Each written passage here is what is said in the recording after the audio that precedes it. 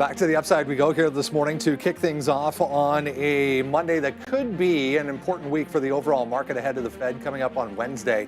We'll get the latest from Fed Chair Powell. We'll get a look at what the Fed is planning for the remainder of this year. I just had a look. We're still hovering around that 2, possibly 3 cuts to come still before the end of the year. Cautiously optimistic here.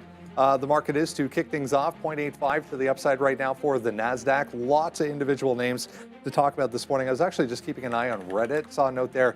Reddit is now the most quoted source for Gemini and Google AI, according to SEMrush. So there's a nice RDDT 2.25 move to new highs anyways on the morning after a pretty good day to end the week back on Friday. New regulations should help Tesla as well. Back to the upside here this morning. Pretty good day on Friday. We did sell off into the close, but testing that high right now. Lots to consider ahead of the Fed on Wednesday, but I think there's still some time here for the market to kind of figure out what's going on in the Middle East first, and then we'll worry about Fed Chair Powell. And a lot of people are saying that next GDP print could come in a lot higher than expectations. Brendo, we saw the jobs report last time, and inflation not really reflect a lot of the tariffs. So we'll continue to go into strength. There's a lot to talk about, as you mentioned today. So Tesla in focus as their robotaxi event gets a lot closer. June 22nd is an expected launch. Google cutting all ties with Scale AI after the Meta acquisition. Amazon in focus here as well, Brendo. Big investment out in Australia, their biggest ever. China retail sales out, and it was a good look over there. And as you mentioned, Roku up high single digits here, but already selling off a bit. Yeah, I found it on the weekend. Kathy Wood apparently still owns a lot of Roku, so she'll be liking things so far this morning. Here's NVIDIA as well. NVIDIA over in Europe this morning, touting their, what was it, AI sovereignty or sovereign AI or something along those lines as well. So we'll see what Jensen has to say over in Europe, enjoying the summertime in Europe, I imagine. But big down day on Friday, so a lot of things for the bounce back here so far this morning. Happy Monday, guys. Yeah, and for the markets, so far it is a happy Monday, no questions asked. We'll see how it ends up. Obviously, we got a good start here. The litany of things that are breaking out right now: Palantir all-time high, Circles all-time highs pretty much every single day because it's a recent IPO. So it's a good relief rally. It's only like, we're only at 0.8%, but when you consider with everything going on geopolitically, you'll take what you can get. Tesla looking super strong, up a couple of points. So I think it's obviously going to be in play. It's got a breakout up the top, and we'll probably look to some dip buying in Tesla as well. Yeah, I mean, it's hard to come in with what's going on, obviously all around the world, and be a little bit surprised that we're doing as strongly as we are, but it's a resilient market here so far today. Yeah, I think that we didn't get the sort of the unbelievable sort of tension escalation over the weekend, which is nice, obviously, as we get ready. But welcome, everybody. I hope everybody had a good weekend. It was great weather around here, so I think everybody in the GTA probably did quite well. I just have NVIDIA up here. It's up 1%. It's the NASDAQ is really starting to go here. A little bit of a pullback right now. That's the ES coming back in. Still over 6,000, which is pretty incredible. I was wondering if we can get to 22,000 here on the NASDAQ today. But yeah, up 0.8. We were only down after all those tensions. I thought it was like 1.4% or something on Friday, and then you almost make it all the way back. So, we're not doing too bad right now. And then oil, we talked about this one as well. We'll go over to the July feed right now, back in a little bit, $71. I think it was as high as 73, 74 there over those tensions. So right into there, $74. And now coming back in and actually looking to break below where we were right there on Friday's lows. So this is a trade too happening right now, the breakdown in oil. So I think that there's a few things going on. Yeah, a lot of people talking about AMD on the chat. They catch that upgrade today. So there's going to be that going, and we're always looking at 120. How low did that one get? Yeah, that got to 115. So there's some great look. Whenever you're down like that on a day and you come back in and the whoopsies and the market is up, you are going to get a nice rebound from that. So my chart, I just closed it by accident. So now it's gone. So we'll have so strong it blew up the chart. Up. Yeah. And then I did want to look at Palantir today too. 140. Wow, 140. Yeah. Needless to say, all-time highs. Open up at all-time highs for Palantir. Definitely looking for pullbacks on this name today, but this continues to want to work. So, oil is the big one, I think, trying to break through that bottom. Let me just call that up one more time. And this is the trade that I'm looking at today, oil breaking lower through where, well, we're going to do it right now. So there it is. It just broke right now. So there goes oil breaking through 71.50, down 71.40. We'll see where this one goes, but down 2% today. So it's giving, back a little bit there, and the tension in the Middle East, obviously, oops, I want to type in gold, obviously still there, but seems like if we're using oil as a look, gold back in as well today. So, the equity markets are up and some of the flight to safeties are down. So I think that that's pretty good. But yeah, should be a fun day. You mentioned you guys went to Cirque du Soleil. That sounded like fun. I still want to do that. Anyone that's never been to see Cirque du Soleil, if you're into that sort of thing, it is an absolute blast. Kids all loved it. Some of the acts they have, it's like, who even thinks? I'll get to pictures later, but like some of the acts they have at Cirque du Soleil, like just the ingenuity to even think about trying some of the stuff that they pull off is completely nuts. Tell my daughter, I'm like, this is what it goes to show, like, spend their entire lives, like, practicing and getting that good at something. Like, they're all probably there's a lot of former gymnasts, I'm assuming. When you look at it, it's like, they would basically have to be. But a lot of fun, too. Very family-friendly as well. So if you've never been, I urge you to check them out. Here in Toronto, the new one's called OVO. Yeah. We just haven't had a chance to go. I've wanted to go there. You spend your weekend outside there, Randy? Nice. Yard work. Nice. Flower beds and gardens. Were you able to get the barbecue going? Got the barbecue going. Always have to. Got just nice weather finally. 10 degrees this morning, but What? whatever. Yeah. Yeah, we're Celsius. 50 Fahrenheit. 77. We'll take that. We'll take it. It's getting hot this week, though. Yeah. Tomorrow. So Apparently the mic isn't even on. So apparently, I don't know how much you guys caught of that, but it's 10 degrees from the morning, and then we get up to a nice balmy, probably mid-20s today. Yeah. Sure. We got the barbecue open, which is all that matters. Kids do anything fun? No. Well, for you, obviously. Oh, yeah, Father's Day. Yeah, of Got course. some stuff. Got some spices and, Oh, nice spices. Yeah. Oh, yeah. Nice Peri-peri spice. spices and Chipotle spices and stuff to put on hamburgers. It's 17 and degrees pasta right now. salads. Yeah, the burgers aren't going to season themselves. Is this working now? Are we on? Maybe. There's this live? SRM Yeah. here company. Super. Yeah, it's working. You want coffee? Oh, yeah. Yeah? Oh, yeah. Look at You my- sure? It's a farmer's tan like crazy over I'll take here. that. I'll take that. It's not that bad, but it just looks bad on the. Okay, nice one. Yeah, a little bit. I was just out on the baseball field all weekend, so yeah, You gotta do the didn't Belichick. want to go topless there. But this SRM here, SRM Entertainment entered some sort of a purchasing agreement here with a couple $1 million, maybe only $1 million. Oh, there it is. Shares trading higher if the company entered a purchase agreement with a private investor for $100 million equity investment.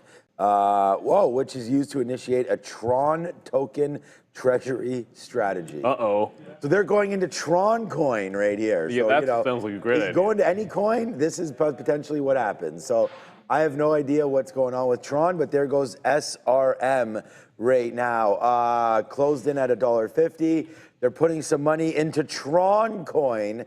SRM gets $100 million here in equity investment. So sending this name to the moon here early for SRM. So yeah, man, lots of stuff going on. Yeah, nothing could go wrong with Tron coin at all. This is probably a great investment. So SRM up nicely here, pulling back just a little bit. Yeah, but lots of names on watch here today. So we're definitely excited for all that. But a hard pass for me on Tron. Tron, maybe not. And Bitcoin's only at 107, so we didn't quite get to that 12 area that we were looking at there. Yeah, the Phillies did whoop the Jays' ass this weekend, but we had got them before. So Philly's a good team. Philly is a good team. Yeah. I always say this anytime the Jays lose to Philly or play Philly, it's like the one team that I mind the least losing to is Philly. When the Jays beat them in the World Series, Philly were like Jays fans love the Philly players. They were a heck of a lot of fun, like hard-nosed players and all that. And then they're basically neighbors in spring training. So, whatever. That's why they play each other. Yeah, so that's why we play each other. And it's kind of small rivalry, but not that much. But tonight, Game 5, big one. It's the only guaranteed National League team we play every year. Yeah, it's a semi. The more you know. It's a semi-rivalry. Yeah, I think it is a rivalry. I think it's a good one. There we go. Always trying to drop some nice. You ask for it, Andre has it so quickly. He doesn't play around. All right, well, the more we know, the better we get. And if Michael Noss is here today, then I'm sure there's more we're about to know coming up. Maybe about Tron Coin. Yes. And again, didn't get a chance to message yesterday, but happy Father's Day, Mr. Michael Noss. We want to say a big happy Father's Day there to Michael. Belated, but only one day missed.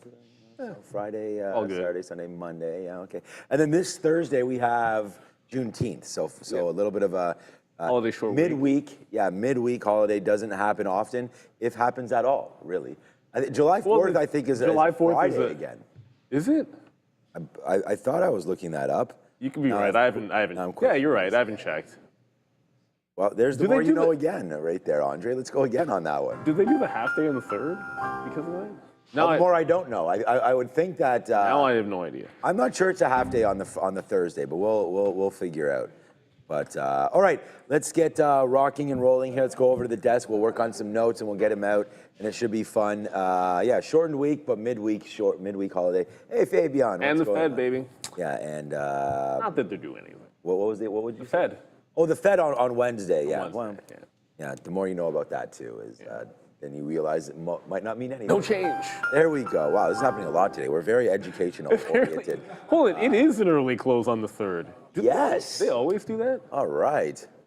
Normally they do. Normally they'll close earlier before a holiday, but I didn't realize that was happening on July 3rd. So that's good, man. Good to know. No after show that day. Okay, we'll go over to the desk and see what the boys are up to.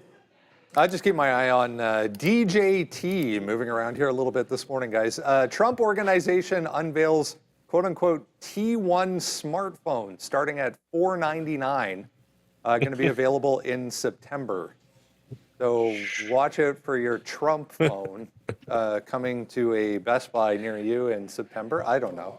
I'm just quoting. It's literally Trump organization unveils T1, which you learned is Tier 1. Smartphone at $499, available in September. Anything guy doesn't make? No. Or anything he doesn't have his hand in? He's the best at it. As the guys were teeing up there, Michael Noss is standing by and is going to join us and talk a little bit about not only, good to see you, Michael Noss, first of all. Happy Father's Day, as Sean was mentioning there, belated. Thank you, and happy Father's Day to all the dads there. Definitely, it's been a wild couple of weeks here. Lots of macro headlines, lots of reasons to be worried, I guess, or a little bit concerned. Not just from a technical standpoint, not just from where the market is overall, but you throw in these other factors, and I think a lot of people are wondering what to do at this point.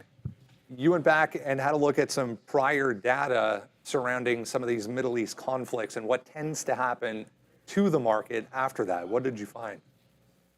Yeah, and I think this is important to do on times like this. And one of the beauty of technical analysis is we can just go back on the chart and look, because obviously, there's a lot to for our people to panic about. There's a lot of craziness that's going on in the market. But if we are traders, we believe that kind of price will guide us, and that if the market is panicking, that we should see that in price, and if the market's not panicking, we should also see that in price. So it's trying to divorce what's happening in the real world versus kind of what's happening in the stock market. So this idea for this kind of presentation all lent off with this tweet that I made that got people a little riled up. I thought it was a bit of a benign tweet, but I got 107 replies, and probably only 50 of those were bots, which if you're on Twitter, that's actually a crazy ratio. And I just kind of said, this is the weekly candle, and 163,000 people viewed this. There was a lot of heated debate in the comment. Just said, look, we didn't move very much knowing this was going to happen. So that again, got everyone a little bit riled up. Again, I think there's a lot of news fatigue going on where people are seeing a lot of kind of the horrible things that are happening and thinking that that should be reflected in the stock price. So I went back and I grabbed the last 5 kind of major events that happened in the Middle East and just marked them on a chart and looked at what happened the last couple of days. So this is the first candle after October 7th. I think we were all around for that. I'll describe the other ones a little bit more, but you can see not a lot, right? Not a lot of crazy down move after this, a lot of crazy up move after this. After this chart is done, we did pull back a little bit before shooting higher, but that was a couple weeks later, so could have been related to something else. But this was right the Monday after October 7th, and you can see the market did nothing for a number of days. This next one here is the Yemeni civil war in 2016. I didn't remember this one off the top of my head.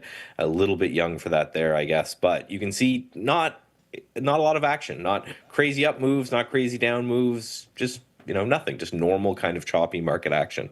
The next one here is the Syrian civil war, and this one marked a low the day that it happened, but it wasn't. The next couple days is I think what we should focus on. Wasn't that crazy. The day after that was an inside day, and then the day after that we closed inside the range there as well. And then this last one, I don't have marked for what this was, but there was another event in the Middle East in 2006. Now, this one we had a little bit of a down move, and we were up a little bit later. So the main takeaway I want to kind of give everyone is that for the overall market, there doesn't seem to be any sort of an edge of, okay, if this situation gets worse, I want to short. If this situation gets better, I want to buy. There was kind of no discernible patterns I could see from this in any way, shape, or form, which means that at least for this case, and for, we're talking just trading and investing, we should kind of turn off the news and focus on what we're seeing. The other aspects of the market seem like they're going to be more important. Like when I was in the green room, I saw the guys mention FOMC.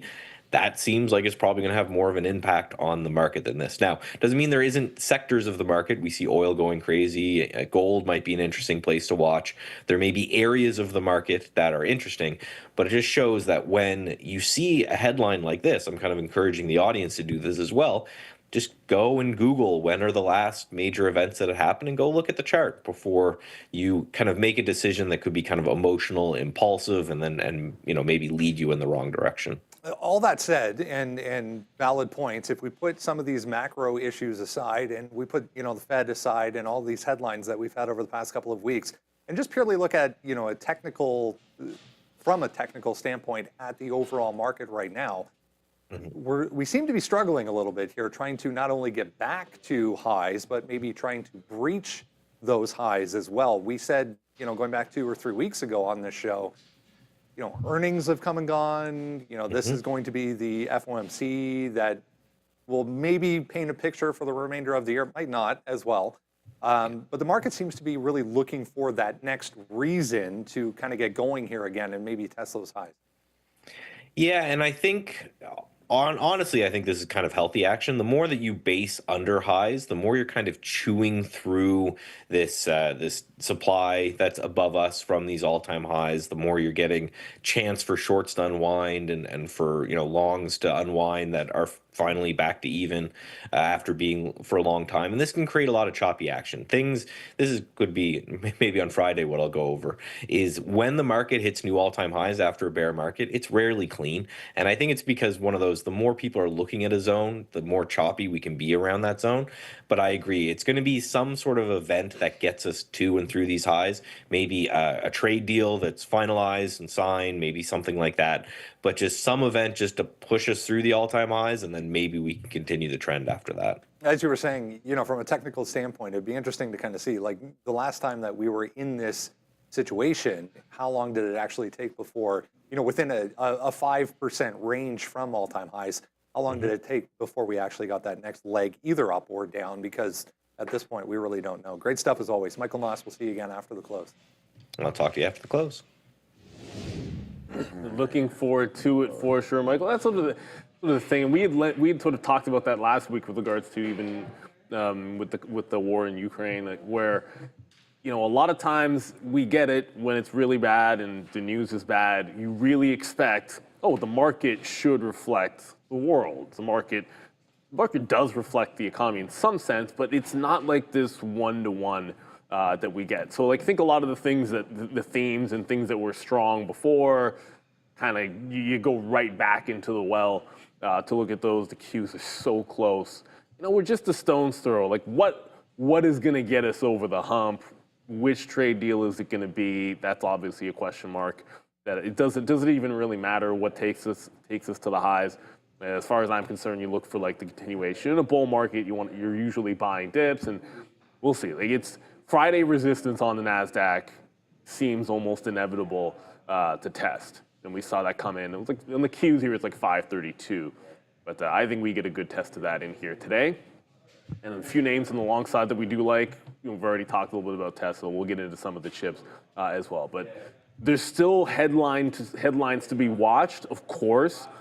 If we get more escalations, you can still see volatility in oil, in gold, in travel names can still move around based on that as well. So it doesn't mean ignore the headlines whatsoever, but try to make sure you play with the trend, because if you fight the trend too much, you get in trouble.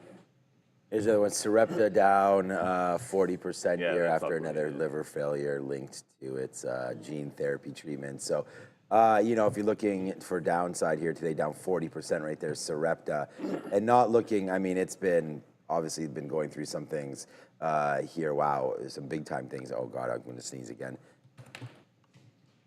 Bless you. Me. All right. Thankfully, we got that one. But yeah, breaking through that $50 mark is not a great level right there.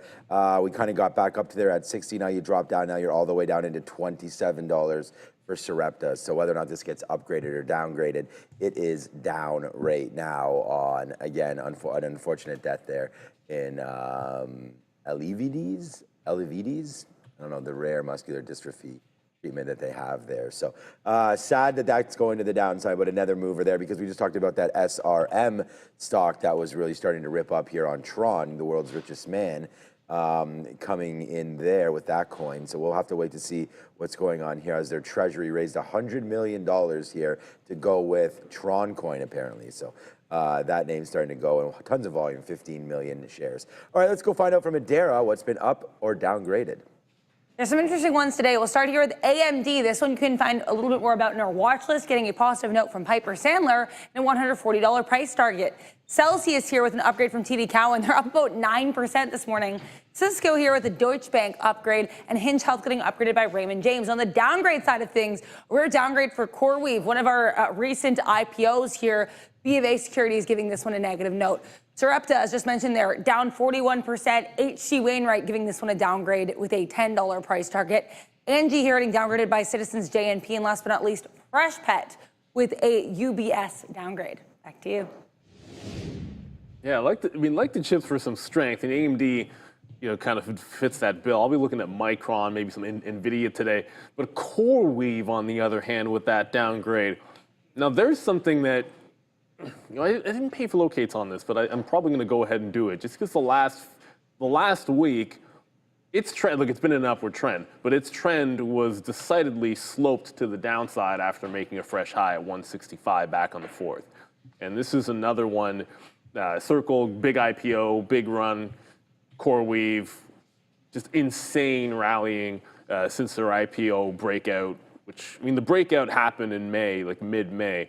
But yeah, super strong rally. It feels like it's on the other side of things, at least temporarily. This might be an interesting one, because 155 looks pretty good. I'm glad that one showed up on the list. One at least had the locates ready in case it just starts failing that lower high and trends down like it was last week. So if you're going back to square one, before we had the geopolitical news and wanted to play trend, well, kind of have to look at it in both ways. So like that downgrade on CoreWeave. Obviously, to me, if it breaks out 155, like a recent high, I think you want to get out of its way, because we've seen what it can do when it's bullish. Yeah, for me, I think CoreWeave is showing just how bullish it is. I'm going to stay away from the short on that one. The fact that it was downgraded and it's double what the market is to the upside is going to be a pretty hard pass for me. I'm looking right now, I'm going to put this on. It should be on the sticky note pretty soon. XOM downside. It's not on the upgrades or downgrades, but I'm going to downgrade oil names today, just based on what we saw with oil breaking a little bit lower there. And you get XOM that showed up right to its 200 period moving average if and when this loads up. Yeah, right there at 112. And you're coming right into some past support. Well, resistance, but should be support, and it looks like it's trying to break it right now. So we got a nice upside play, and now we're trying to come back in a little bit. So I'm going to be shorting XOM today. I already talked about Sarepta. That was downgraded. On the other side, AMD is going to be on my sticky note as well. So we're going to be going all over that. But I think the oil sector today definitely at risk of a lower push. So yeah, I'm going to be looking here for XOM into 112. We'll see if that can happen. That's where VWAP is. That's where the 200 period moving average is. So ExxonMobil on watch today, and will be on the note just a matter of minutes. Eli Lilly, something about them. Wow, 8:30. One of the best moves, honestly, for me was getting more Eli Lilly down near that 750 marker. Seems to have broken out like a lot from there. We'll see. Took out the 50 period moving average and now going higher. So, you know, now $75 in the money off that. So that's a 10% move higher right there. So making okay. It's kind of a 1-to-1 wash there with Google and Eli Lilly, because I have so much money on the sideline. It's not like I swapped one for the other, but the same day that I sold Google, I did go into Eli Lilly. So it's kind of one and the same there. But yeah, I like that. A flat pricing announcement there. Capping monthly costs at $4.99 for Zepbound. It just said capping monthly costs at $4.99. So I don't know what the costs were before, but right there, nice break. Opening up above 825 would be interesting there for Eli Lilly, breaking through yesterday, Friday's top. So. Okay, yeah, Circle, Arrow, AIRO was upside. It's fallen back in quite nicely there, but was up to $36 here in the pre-market, now back to 30. So this is a recent IPO as well. And then I think this VOYG, because it's a space name, space defense name, I mean, you thought this would have been up more than it is maybe right now, but definitely another interesting name to look at. And then, of course, Palantir is above, still going higher, so we'll have to wait for that one. But all right, let's go back over the desk now and see what's going on. We have our watch list. We have lots of stuff to talk about. We're going to talk about Meta coming up here, but apparently Zuck just posting 620. What is that on? 620 on Instagram, yeah. Or on Instagram. Yeah. Something happening with Meta on 620. SONM, another one just flying around right now, popped up in front of me here. Sonim Technologies getting an unsolicited bid from Doogie. I'm not making this up. $3.60 per share. Is that how you would say that? I don't know. I think so, Doogie? yeah. I rarely say the names of these small cap gappers, Brendo. Yeah. Just spit out the tickers. Yeah. SONM, anyway, $3.60 potential bid there for that one. Let's have a look at the market here to get going. All right, we sold off quite aggressively, guys, on Friday. 59.80, that's where the ES June contract closed off. We're well above that level right now. We're above 6,000, which is a level that we've been kind of a little above, a little bit below the last couple of weeks, with the overnight high being 60.24. So we're printing 60.19 right now. Let's see if we can defend that 6,000 point area as our first level of support. If we give it up, we're really looking at 59.50. That's a second level of support. If we clear the overnight high, 60.24, as our resistance, we're looking at 60.50, excuse me, as resistance. If you haven't done so yet, I don't know what you're waiting for. Make sure you take some time, jump down to the description of this video. Top link there will get you to the sign up page for the watch list. Absolutely free from us to you every single morning. Comes right to your inbox. All you need is your email address. Top of said watch list today, or at least one of them. Tesla here, right back to the top end of the range. If you zoom out a little bit here, this is actually looking pretty good. Up against this 330, 335 area. You got to go all the way back to, I guess it was Wednesday of last week, where we topped out at that point. Up 2% here, though, getting some help on the autonomous side of things with regulations easing slightly. Yeah, the Fed, TSA, Brendo, looking to ease regulations for AV vehicles, autonomous vehicles. So the National Highway Traffic Safety Administration announced a move to ease restrictions on autonomous vehicles. The new rules will streamline exemptions for vehicles under Part 555 of their enabling statute.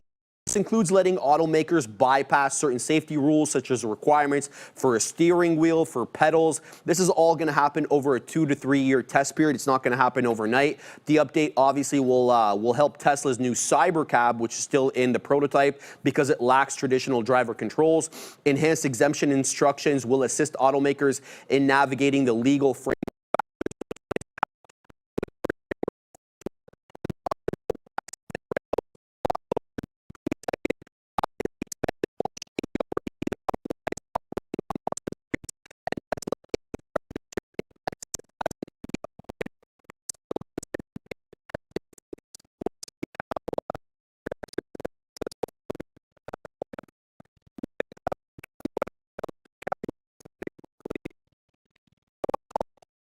It's like 40 minutes plus, but it's just her I didn't know that. of downloading.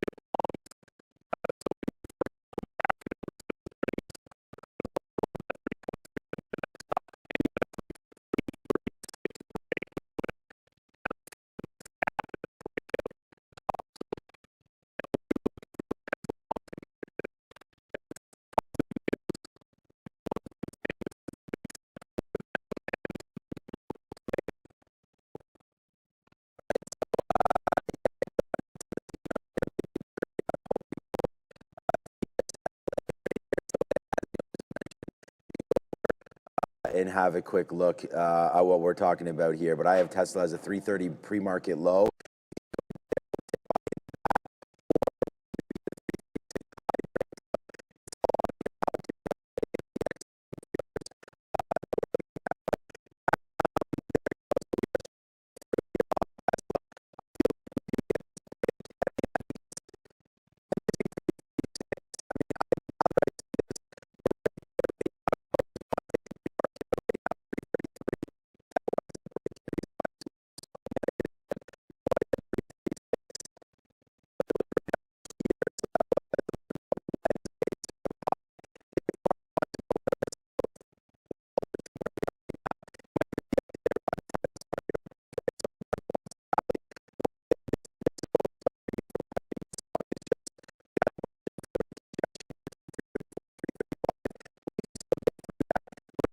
From the open market of Tuesday, or whatever day the 11th was,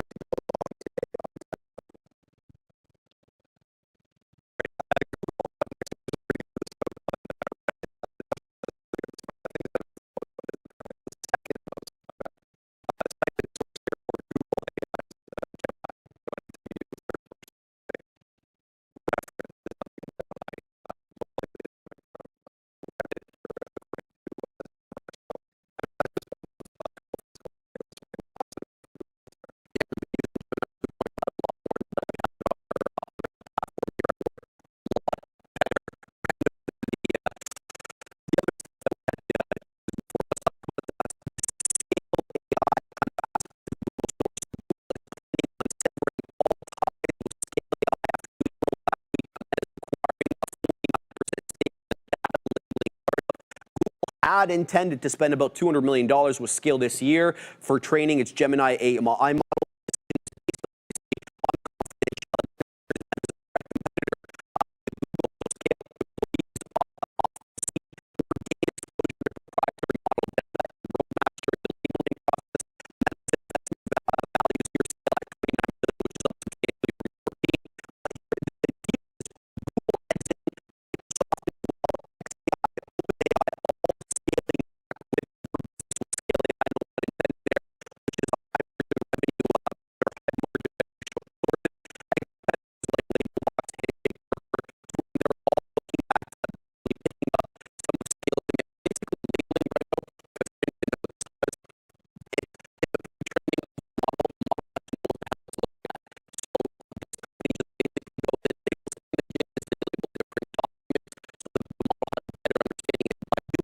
Able to see some proprietary information for the LLM. And getting so much attention is this.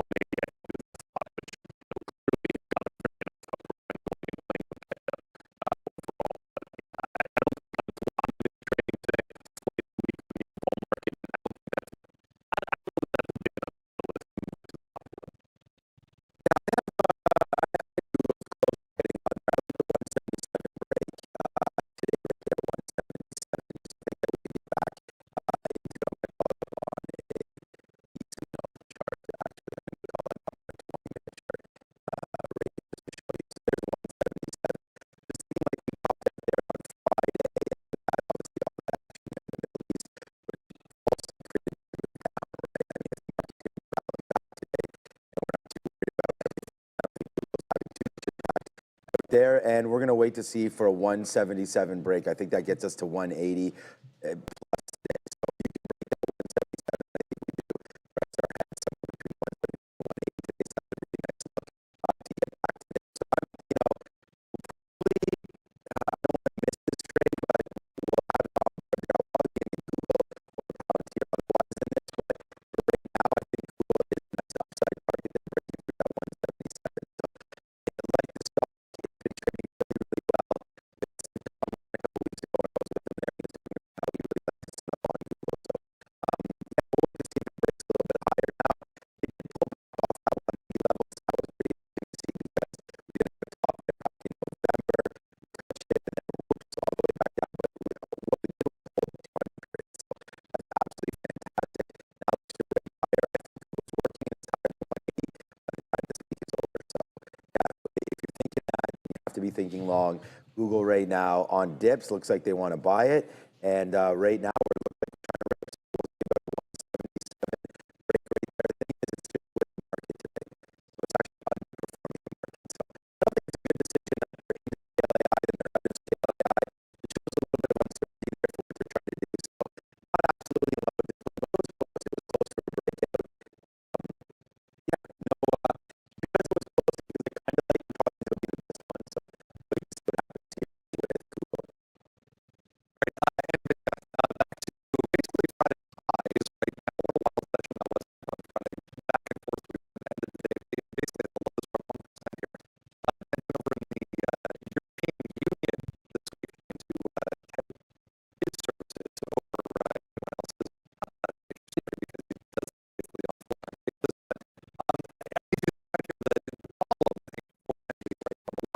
stocks is they're kind of stuck in the middle of the range. And they have been for a long time. It feels like, even though we're back to NVIDIA being the largest market cap company in the world, it's still not at all-time high. Let's talk about what we're doing out in Europe. NVIDIA is trying to make a push, basically, in a lot of these European countries, achieve sovereign AI. Sovereign AI basically is just a euphemism for countries having control of their own AI rather than relying on the AI developed by the American government or others as well as the Chinese. So, Prime Minister Keir Starmer of the United Kingdom has already invested about £1 billion for AI research computing up to 2030. Germany kind of doing the same thing. They're picking up about 10,000 GPUs so they can have their own data center. So obviously, in a growth map. Just seeing more of this meta popping up here to the tune of about 3%, just ripped up to 705. So Mark Zuckerberg unveiling more new features aimed at monetizing WhatsApp. Up more than 3% here. I'll keep reading this, guys, but just a heads up on That's one thing that's not for sure. The one thing about NVIDIA is I think we know for sure that 145 is at least resistance point, at least for now. It'll get broken eventually, but until it does, you got to contend with all roads leading to this 145. So if I like the chips today, which I'll look at NVIDIA, I like NVIDIA a little bit better because I think that's a stock which is doing something a little bit different. But NVIDIA, you get to the 145, it seems like an obvious resistance little spot. It is set up for like a local breakout, like a Friday breakout, take you into 145. But when I look over, we talked about this last week with Micron and that daily chart for MU, where it's finally broken away from the 200-period moving average, broken out above this 115, which had been resistance going all the way back to mid last year, and very, very strongly consolidation week, and you're above prior high. So I think this is the chip name that I like today. NVIDIA certainly gives you rally room to 145, and it's probably short first when it gets there. But Micron, I'm going to be going for the longs in here. In the prior day, Friday highs at 117 area. I think the 116 half are still pretty good. But Micron's the chart that I like in the chip space right now. All right, so for me, Meta, we talked about this last week. Meta was doing something with WhatsApp, right? And so, I knew that this deal was definitely coming, but unfortunately, the announcement does happen pre-market, and there it goes, right? So WhatsApp is about to be delivered with ads, so that's cool. That's cool for companies, not cool for users. I feel like there it is. We'll see what happens with Meta right now. Good move, man, 3%, giving advertisers more space. So Meta continues to be an absolute monster, but WhatsApp will probably be somewhat ruined by this, but that's okay. We'll see what winds up happening with Zuckerberg and company. But yeah, no, NVIDIA for me is not really that interesting. As a number one trade, I have AMD on there, so we'll see if that comes in, and we're going to talk about that next. But right into here, just real quick, like if it comes back into 142, I think that would be the only area for me for right now. That would be yesterday's, and which was Friday's, of course, sort of closing price area. I'm not sure if it closed exactly this 141.80 here, where it is closed. Oh no, there's the closing candle right there. So yeah, 140. So coming in into 142 would be 142 is the level for me for NVIDIA. I don't know. There doesn't seem to be like the big headline today to get this thing going, but it doesn't mean that we're not going back to all-time highs, because I believe we are. And just this break of 145 gets you to 148. I think for sure that's $3. And then you're one headline away probably tomorrow or the next day before breaking through 151 and change and giving you a new all-time high for NVIDIA. So again, I really like the stock. It's just today not really set up for me as well as I would like. So I'm going over to AMD, and we'll talk about that right now. detail on this, guys, but here's a quick look at what Meta has just announced. So they're introducing channel subscriptions, promoted channels, and ads in status for WhatsApp. So that's just a graphic showing exactly that. So again, not a lot of detail, but promoted channels, ads in status, and WhatsApp updates as well. So heads up for Meta. We'll keep an eye out for anything more on that. Yeah, we had AMD. We were touching on that a little bit on the upgrades and downgrades page. Still looking pretty good here, 2.5% holding higher. above that low from 2 days ago. Yeah, Brendo. So Piper State are lifting their price target up from $125 to $140, maintaining that overweight rating. The upgrade reflects increased optimism following the company's recent product announcements and improving business outlook. Piper likes the newly announced Helios rack, which was unveiled at AMD's recent event, and they're calling it a pivotal catalyst for AMD and their GPU growth. The product is seen as central to AMD's long-term data center strategy and AI ambitions, but they do continue to have some headwinds. They're Piper anticipating a snapback in GPU demand by Q4 of 2025, but basically citing headwinds tied to trade or export restrictions may not be fully absorbed yet, but should be by year's end. We'll have to wait and see. Yeah, we'll touch on Roku here as well, but it looks like, guys, we might be coming back in here a little bit on It was just up so much there. I could see it dipping a little bit. I mean, it just made such a good rally. And right into, maybe let's talk quickly Meta. I don't have AMD on my list anyway, so like I said, I like Micron on the chip space, but yeah, Meta went right into last week's resistance at that 704, and a liquidity vacuum, I think that's what you'd expect. If it does dip, 694, 695 seems like an obvious spot to play back into. So, holding 700 would be fantastic.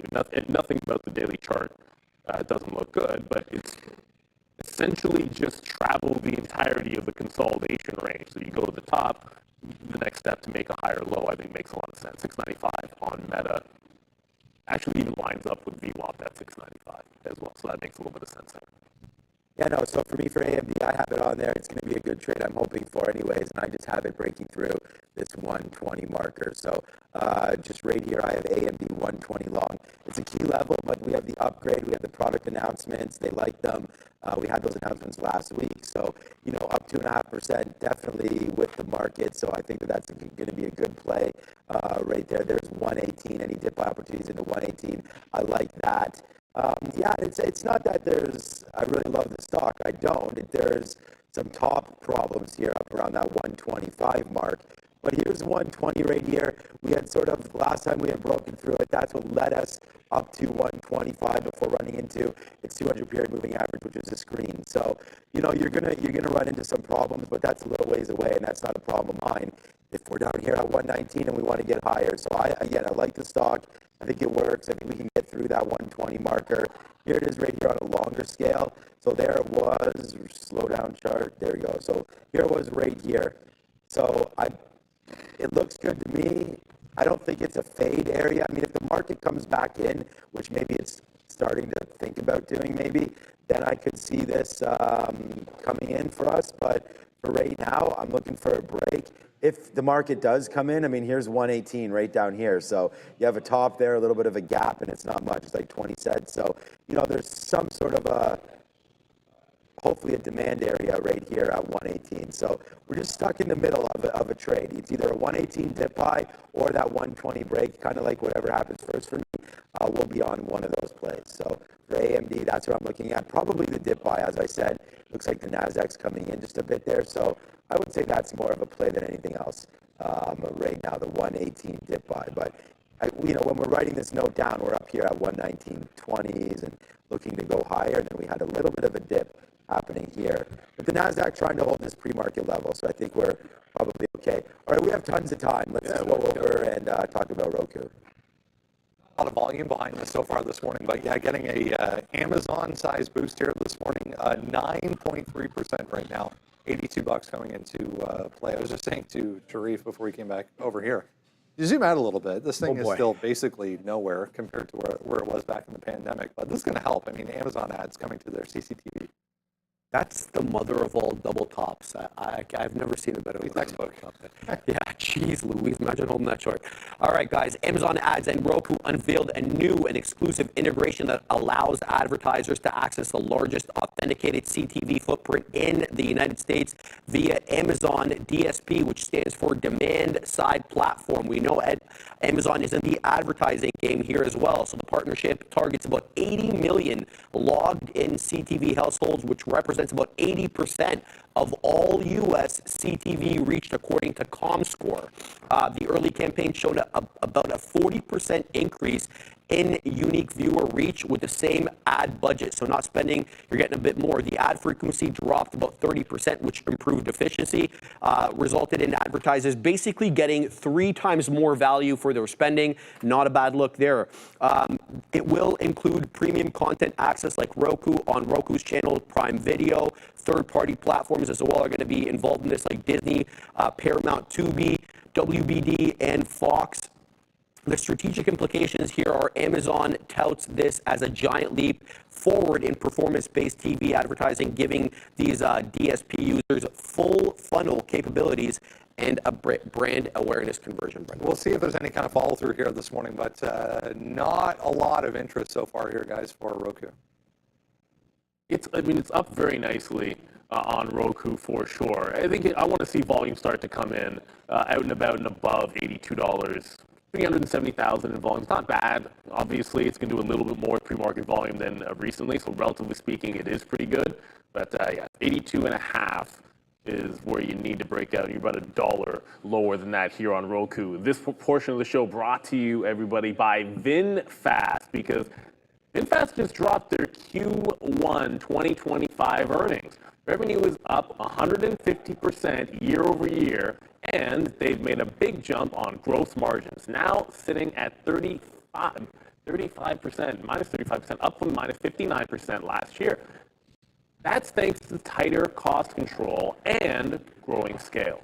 The company's global push continues, rolling out new products, new dealerships, and expanding their green mobility ecosystem. Shout out to VinFast. You can get more information scanning the QR code you see in front of you. So shout out to them. Yeah, Roku needs some more volume in there. I think it can break out today. It's certainly possible. We've seen the stock do it before, but about $1 away from what would be a significant breakout level.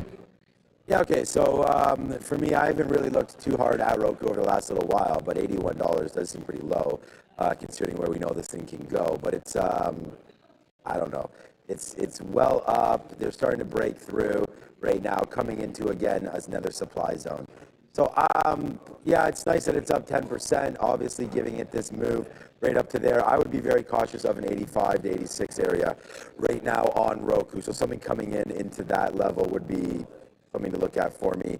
Another name that I wanted to talk about that we looked at briefly in the pre-market was XOM. Now, let me look at to see if there's any imbalances here at all on ExxonMobil today. Okay, no. So Joby, I'm trying to see some names that maybe we've been looking at. BBAI, they're 380s, not doing anything. Archer has been a good one. This was an area that I was long before. Yeah, there's Circle, 150, wow. Oracle, we talked about like that move that they've had as well. But yeah, for right now, no major oil names on here that I can see. So for me, it's just a break of oil, basically getting through that 71.50 or so area, and the XOM right here is at that 112. So we had, again, Middle Eastern tension seems to be a little lesser right now, and oil pulling back in from a potential huge run that a lot of traders were anticipating there, obviously on Friday, with it up like 6 or 7%, I think, by the time we finally closed there on Friday. And then, of course, we did have that break, and I don't, it's thinking about it. It does break that low from Friday there of 71.50 or so. We get into 71.40. This is light sweet crude. So, if this is still a thing, then I think XOM is also a thing, and it's on the sticky note for a downside play. I wrote down 112 to 112.50. That's 50 right there. We'll see if it can come up to that area. So I'm going to sit at 112.25 and give it a go, right? I don't really want to necessarily, just in case oil starts bouncing again and goes back up to the upside, people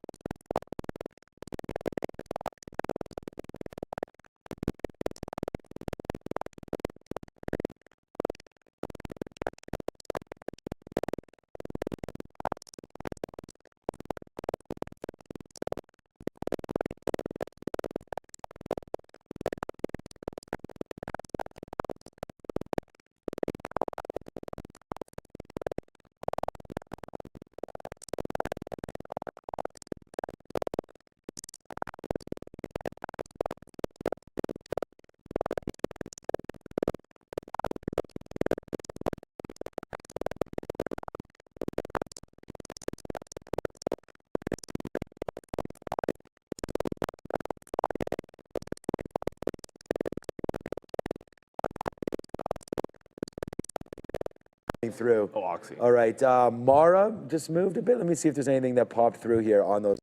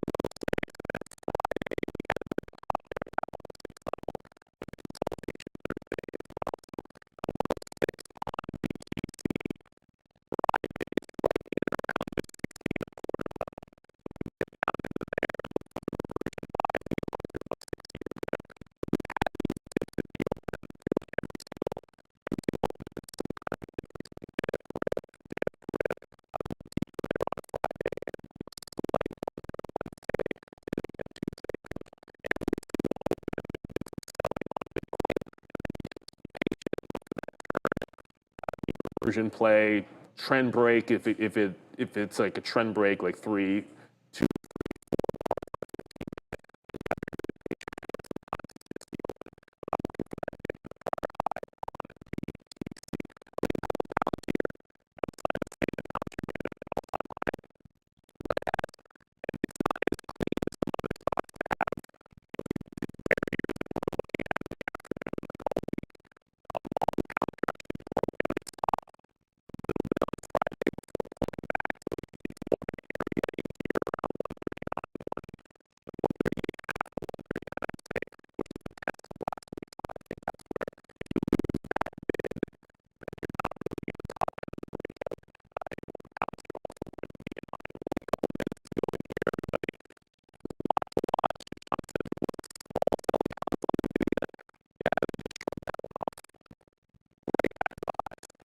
This didn't even take very long for NVDA. Yeah, that's what they're doing in this market. Like I said, I'm looking at my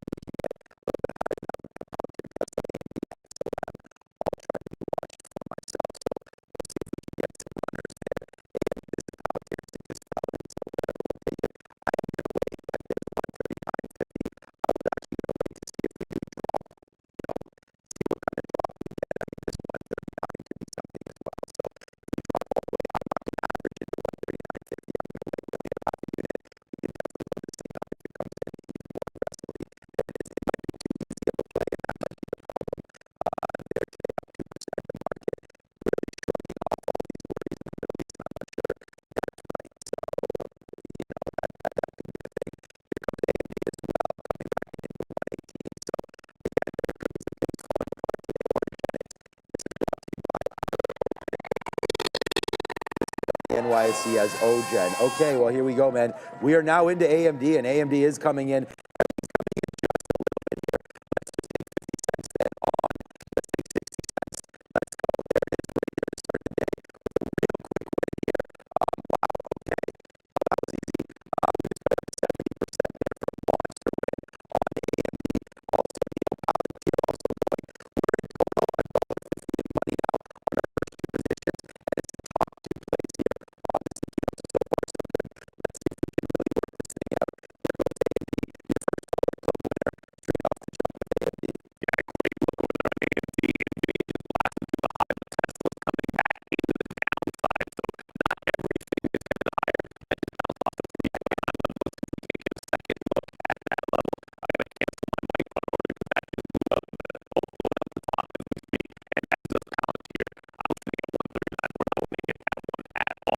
Position board, guys, you're going to have to refresh it. I'm assuming because there's no positions showing. I'm not in position to be honest.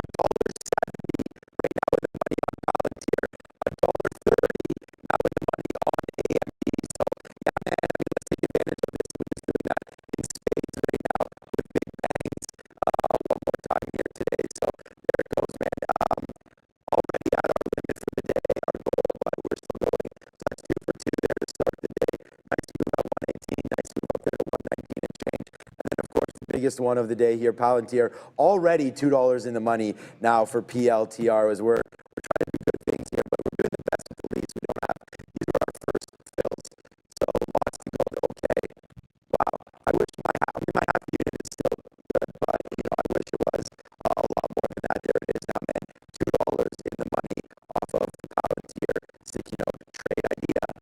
Numero uno honcho investor. I was watching from Airplane 2 the other day. Well, guess what's not going to the up? Tesla is actually tanking now.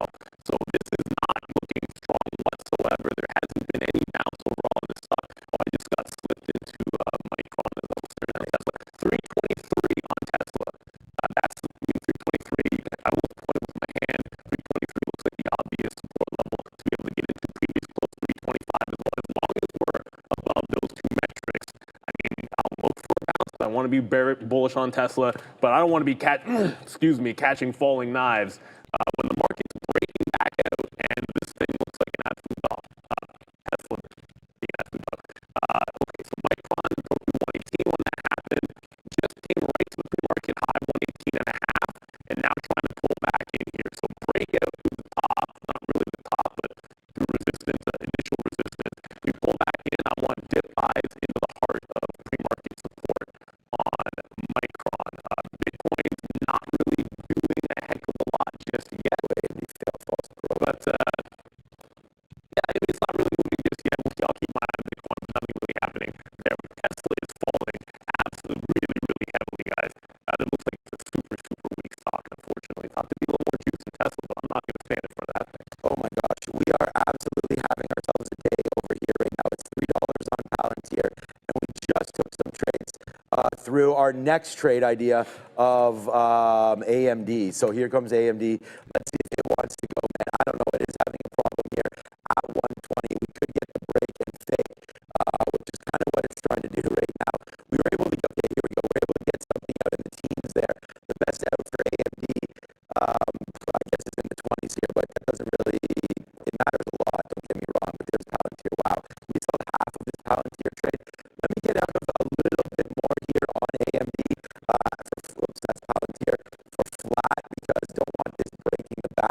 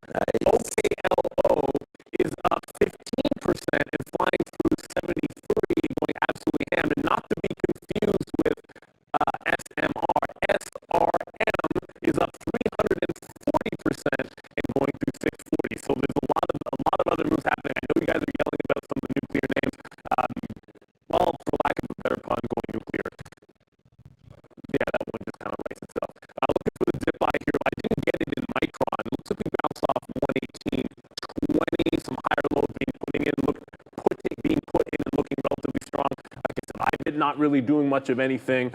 The chips are they're running, but they had been led early by NVIDIA. NVIDIA is pulling right back into prior lows. So if we can get a bounce over prior lows, I think I'll be able to get a reload on Micron. And as far as Tesla goes, you just got to stay away. At least for now, another break of the low just happened in Tesla. It's still not looking very good.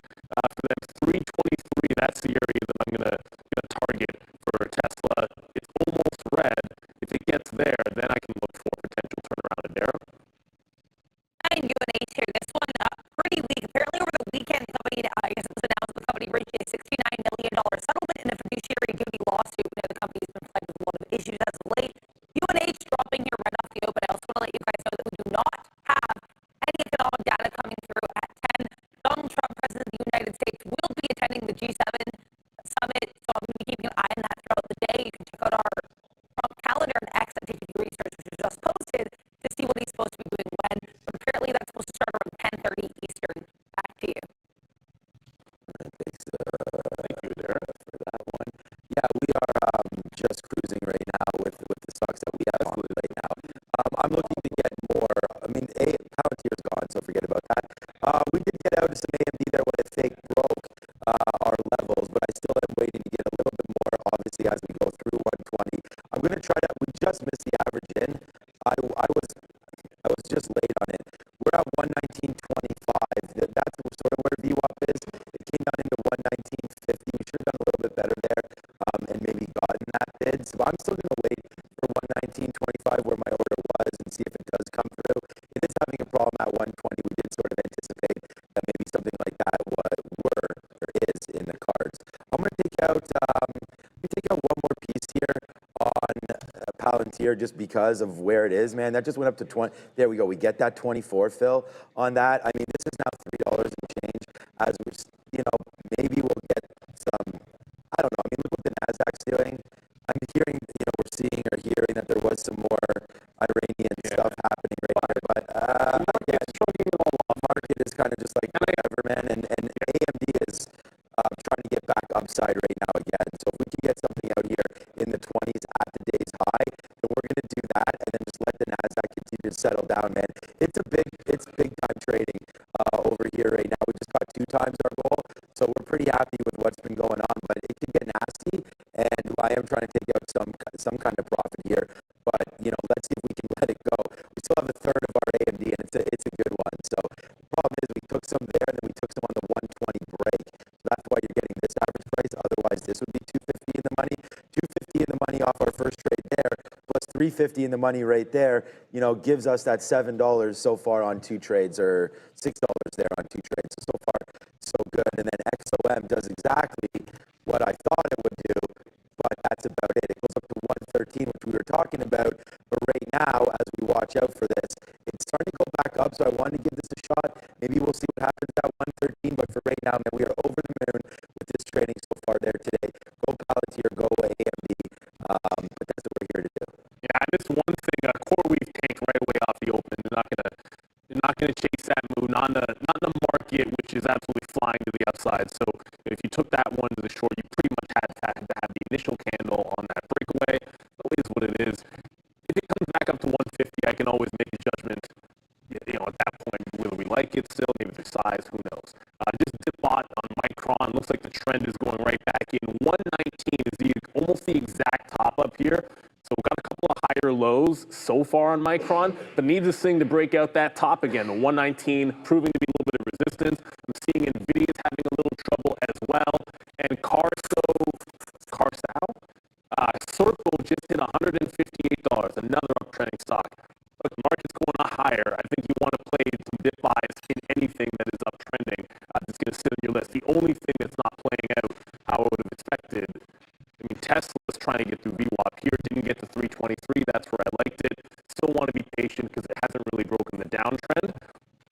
But if we close above VWAP, this does give us a chance to maybe get in another way here in Tesla. Era? Keep an eye here on SPET. This is SharpLink Gaming pushing into today's highs, so it's still well below its pre-market highs. On Friday, you might remember this one announced that it acquired 176,271 Ethereum for $463 million. This actually makes SPET the largest publicly traded holder of Ethereum. They have a a 664,000 share float. So keep an eye on this name today. Back to you. Thanks, Sarah. I'm just tweeting up that the Palantir trade is working. I don't need too much else to work for me today at all. I'm basically done. We're up more now than we've averaged per day since we started the show, so that's good so far. For that trade, SRM was another one that was running upside as well. That's pulled back just a little bit here, so nice move up there for SRM, making those highs up into 650. We can have a look back to see what's going on here with some pullbacks, but yeah, the chart looks like this. So I don't really know what to do. I'm not just gonna keep zooming out. These guys are taking on a treasury, so I don't really know. They're trying to go with Tron coin there. Like that SBET was Ethereum, so just makes me wonder about all that. Like, can they just do, like, can someone say, oh, we're taking Cardano, we're taking this? Like, I don't know. It seems a little bit ridiculous to me, but hey, man, the market is what the market is. And we are now $4 right now on Palantir with our number one trade idea from today's sticky note. Going there, Neil's in Micron. We've got some good trades popping off right here, right now. Apple not doing too much. I was looking at that name as well today. Okay, we must have a bad wick, which we do. Apple up and down. Google, I said, was 177 was a good possibility to come through, but look, I mean, very, very choppy. So nothing there. Wow. Oh boy. This is starting to become a special day now. So here goes AMD. It's too bad because we did have a really big order that we pushed through at 120. And it's not that I didn't have any faith on that or anything like that, but we went from 118 to 120. When we blasted it through, it stopped. Whoa, we just got 80s right there on advanced micro devices. So there it is, man. It's going, and finally we're able to hold a decent chunk of what we wanted to do. So it's a big day alert over here. So I'm glad to talk to you guys about that because, you know, when I'm getting hit, I tell you, man, we're getting hit today. And we're having big days, I've got to tell you that, right? So I told you we put on some good share size. It's a good day today, even though we only had the part of the reason is right now I have about like just under half of what we had to begin with on Palantir. So the fact that it was only half a unit for me, which is still decent, we held it for $4. So it's the same as holding like 2 units for $1, you know, plus. So it's kind of like that was a really good exchange there for me. And then right there's $1 finally. And it's too bad because we could have had our whole week if we had just held what we held, but we didn't. So there it is, man. A nice move there for AMD. Now $3 in the money from AMD's dip buy. $4 in the money for Palantir, so it's really going, man. The advanced money duplicator is doing it today, that is for sure. Tesla's, I've left it alone, but it's just... Tesla is a bum. It's just big, man. And this is the thing about us moving on. Wow, there goes Palantir, there goes AMD. Like, I'll continue to do this for you guys all the time, but this is why we're doing the studio. We're going to have...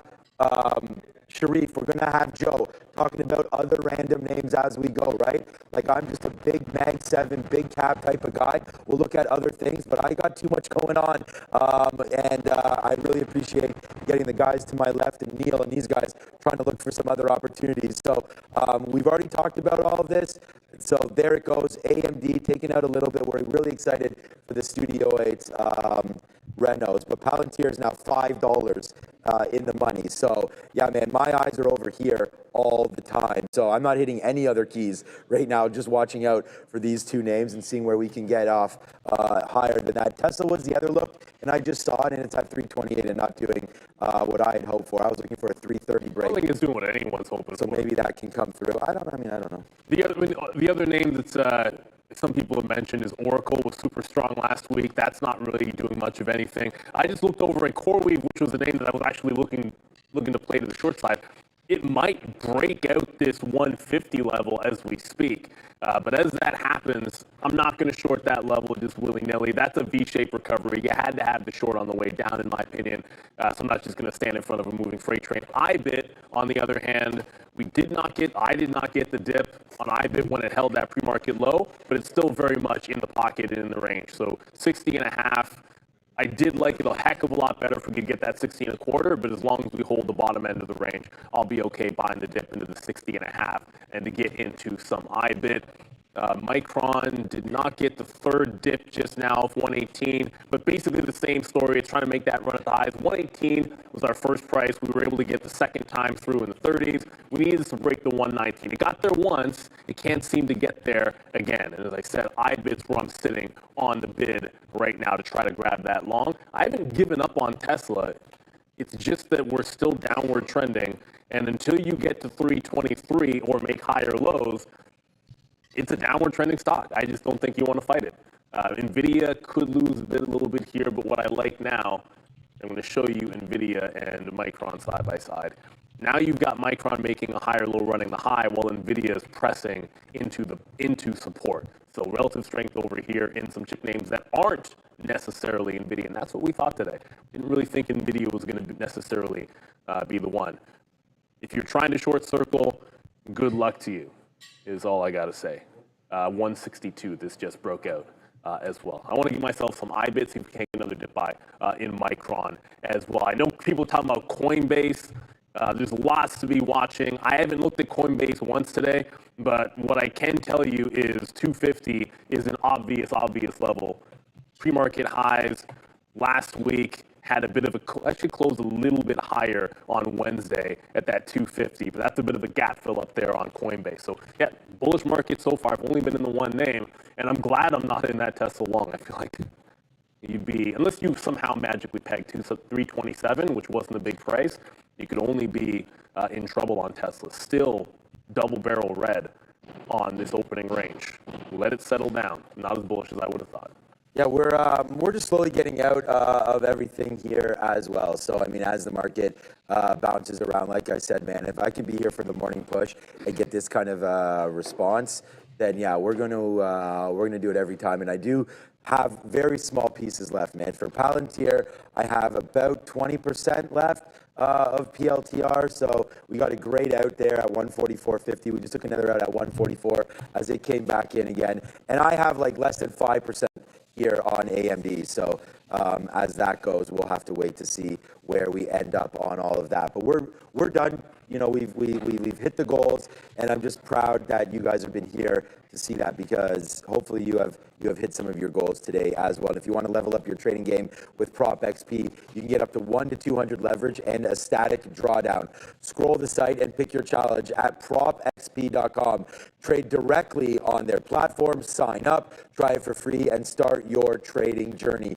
Enjoy rapid payouts and real human support. No bots. This is rated over 4.6 stars on Trustpilot. It's trusted by traders worldwide. And right now, you can get 50% off with code TRADERTV. The link, of course, is in our description and right there on your screen. You can get that with Trader TV, code TRADERTV, 50%. Get funded.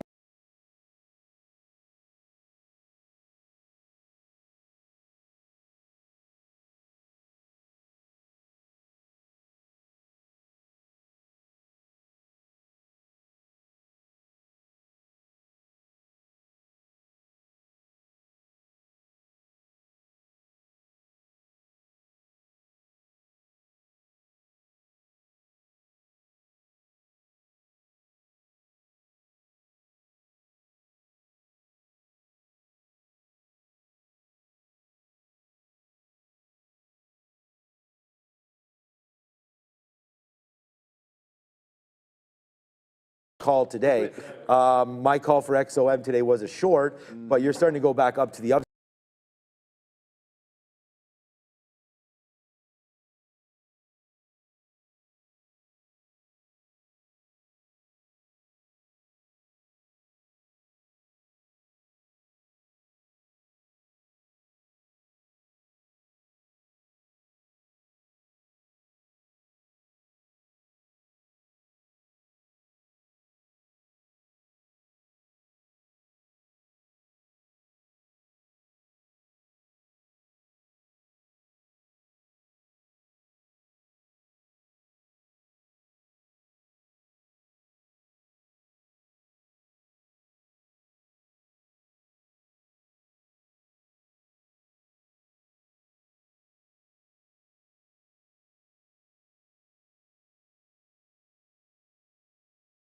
right into there. We got the 140 long, and there it goes up to 145. It's a nice trade right there. It's the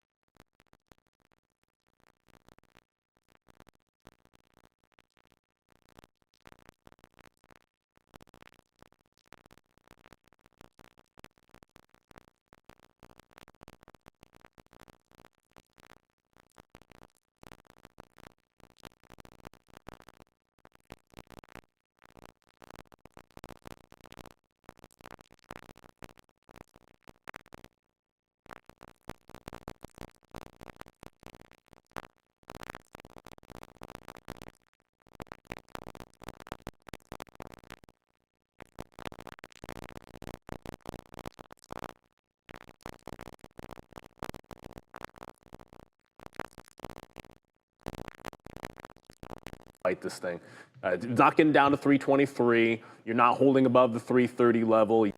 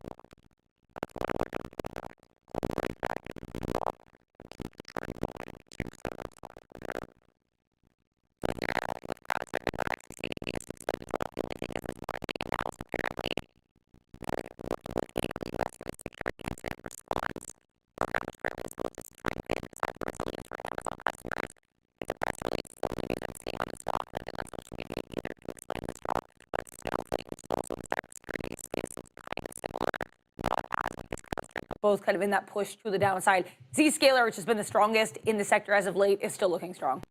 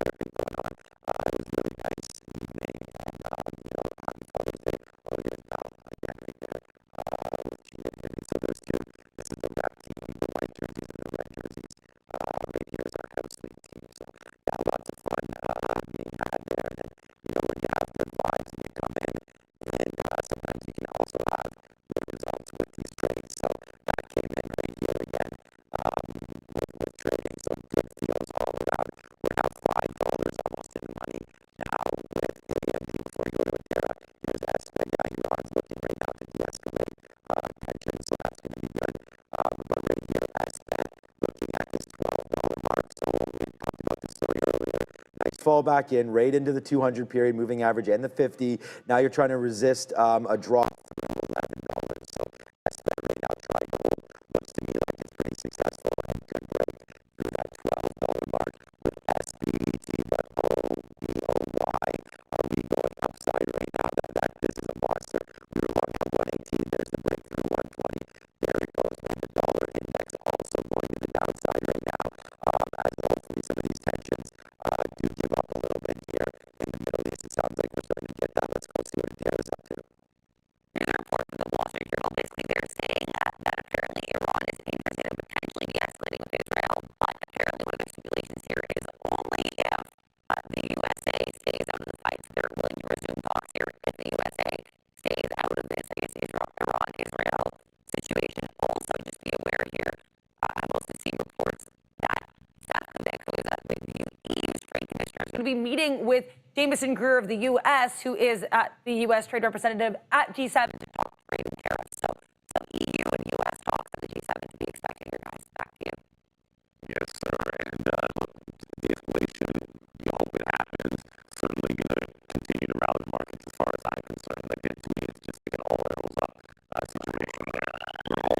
We were already getting a bit of a dip buy, regardless of that. So I think positive news can only help us in that regard. It just got to the pre-market high. Not the pre-market highs mean anything here. Why ours just turn on here at about 6:30. So it's a 24-hour market, but there is a bit of resistance. That's exactly at 107. So a bit of resistance at the 107 level. Want to play this right back into the volume weighted average price where we got back in the first time. Let's continue rallying here. I haven't really checked too much about what's going on with our good friend. I want to make sure I get it.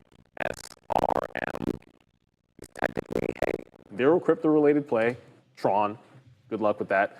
But it's back underneath the volume weighted average price. So this one looking a little bit tepid here. I don't have Tron up to know whether it's actually following that token in particular. But the only things I've been focused on is Tesla even going to show some strength. A, B, can I get back in and view up on private for a reload? And Micron, after it just nicked 119.5, it's pulling right back in with some prior highs. View up is a moving target, so I to get off the bid here. Probably going to test through 119. Let's see if we can pick this one back up on the volume weighted average price. K-Dub, shout out to you. Hymns, which Steve Tileman actually was saying on Friday, he absolutely loves hymns. So I know that he's probably happy that this broke the 60 level or is trying to break the 60 level. I don't know if there's specific news with regards to hymns, but another strong runner. It seems like pretty much everything is strong except Tesla. Darren? Lots to watch out for today here in this market. And also this week, we do have a shortened trading week, of course, but we do have the Fed meeting on Wednesday. So even though the week is short, there's no shortage of excitement. We are expecting the Fed to hold rates steady at this meeting. And here, we'll take a look here at the S&P 500. We just started a new 15-minute candle. We're already pushing today's high. Let's see if the S&P can take out this previous area resistance around 603.80 going back to June 12th. That would be Thursday. Right now, we're about 30 cents or so away from that level. META, a really interesting pre-market catalyst here. Bloomberg reporting and then Meta actually confirming that it's going to consider or start offering here paid subscriptions and show ads on WhatsApp. Then we have TSLA, as mentioned earlier. This one did drop, but actually the positive catalyst. NHTSA, the National Highway Traffic and Safety Association, announcing they're going to be easing some regulations for autonomous